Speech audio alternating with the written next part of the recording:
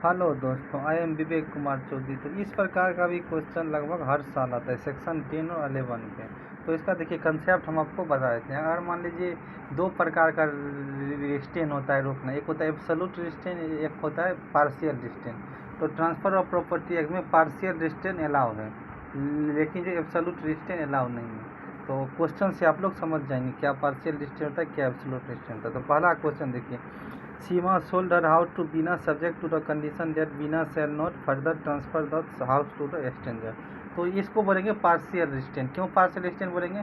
क्यों क्यों क्यों क्यों क्यों क्यों क्योंकि मान लीजिए कुछ आदमी होते हैं, उनको होता है जो ये जो प्रॉपर्टी है, ये प्रॉपर्टी है, ये हमारे फैमिली मेम्बर के बीच में ही रहे, मतलब दूसरा कोई लेके नहीं जाए। आप लोग अगर ये भी पढ़े होंगे, मतलब ट्रांसफ़र ऑफ वो हिंदू लॉ, तो उसमें भी होता है कई सारे ऐसे प्रोविज़न हैं जिसमें जो वो दिया गया है प्रॉपर्टी को अपने घर में ही रख सकते हैं। यहाँ तक कि जो आपके प्रॉपर्टी के बगल वाला है तो खरीदने का पहला राइट उसको होता है। तो ये क्या है, मतलब ये क्या है, पार्शियल डिस्टेंस। तो ये जो वाइड नहीं है कि अगर मान लीजिए सीमा बिना बोलते तुम किसी को बेच ही नहीं सकते हो, तब क्या होता, तब क्या हो जाता था, एब्सोल्यूट रेजिस्टेंस तो वाइज हो जाता। लेकिन इसमें क्या है, तुम स्ट्रेंजर को नहीं भेजोगे, तुम फैमिली मेम्बर को भेज सकते हो, दोस्त को भेज सकते हो, सोसाइटी के मेम्बर को भेज सकते हो। तो इसके बाद कई सारे ऑप्शन हैं। तो ये पूरी तरीके से मतलब एब्सोल्यूट रेजिस्टेंस नहीं है, तो ये वाइड नहीं होगा, ये जो वैलिड होगा ये टर्म एंड कंडीशन। दूसरा देखिए,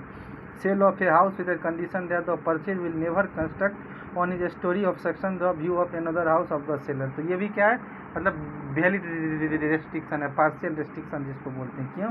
क्योंकि मान लीजिए अपने प्रॉपर्टी के बेनिफिट के लिए कोई आप ऐसा लगाते हैं, तो ये मतलब क्या होगा, वैलिड रिस्ट्रिक्शन होगा। जो मतलब तुम यहाँ ऐसा घर नहीं बना, मान लीजिए एक ज़मीन है, वो एक मान लीजिए है लैंड है, उस पर हम खेती कर रहे हैं, तो बगल वाले को हम बेच रहे हैं, ये बोल सकते हैं जो तुम इस पर ऐसा महल नहीं बनाओगे जिससे हमारे खेत में मतलब सनलाइट आए ही नहीं, जिससे हमारा खेती ख़राब हो जाए। तो इस प्रकार का कंडीशन लगा सकते हैं। तो इसका मतलब क्या है, तुम जो है इस प्रकार का हाउस मत बनाओ मल्टी स्टोरेज, तुम भी खेती कर लो, कोई वो कर लो, छोटा मोटा घर बना लो, कुछ तो कर ही सकते हो। तो ये क्या है, पार्शियल रेजिस्टेंस है, वैलिड है।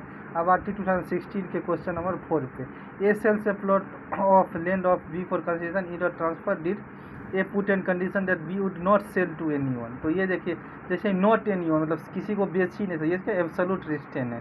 एब्सोल्यूट रिस्टेन है तो ये क्या होगा, वॉइड हो जाएगा। इस प्रकार का आप लगा नहीं सकते, किसी को बेच ही नहीं सकते हो।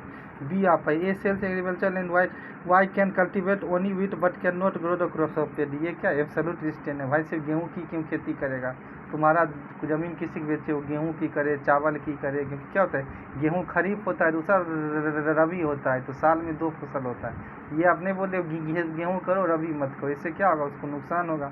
तो ये एब्सोल्यूट रेजिस्टेंस है। तो आई होप आपको partial resistance absolute resistance clear हो गया होगा। पार्शियल रेजिस्टेंस तो वैलिड होता है, बट एब्सोल्यूट रेजिस्टेंस वाइड होता है, वो आप नहीं लगा सकते हो। अगर लगाया भी है तो वो वैलिड नहीं होगा। सामने वाला पार्टी, जैसे ये वाला क्वेश्चन है, बी ने प्रॉपर्टी सी को सेल कर दिया, तो सेल कर सकता है भाई, एब्सोल्यूट रेजिस्टेंस तो नहीं किसी को लगा सकते। तो आई होप हमारा ये वीडियो आप लोगों के लिए हेल्पफुल हो। तो अगर वीडियो हेल्पफुल हो तो हमारे चैनल VKC लीगल को सब्सक्राइब कीजिए, सपोर्ट कीजिए। Thank you guys.